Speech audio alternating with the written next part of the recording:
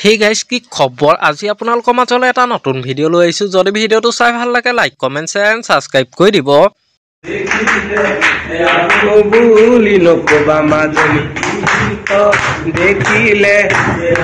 বুলি নকবা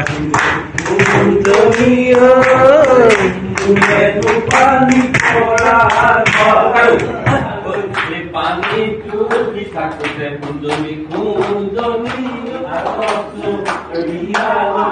পানী তুলি থাকোতে কুন্দনি হবনো পানী লগা দীপ্ত দেখিলে আহো বুলি নকবা দীপ্ত দেখিলে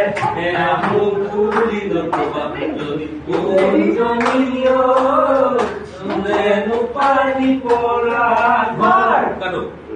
আৰু লগতে সকলো অসমবাসী ৰাইজলৈ মোৰ ফালৰ পৰা ৰঙালী বিহু আৰু অসমীয়া নতুন বৰ্ষ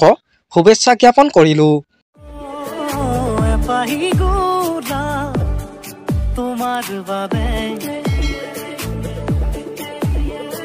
হৃদয়তে ৰাখিছো গোপনে নজনানো বুজাকে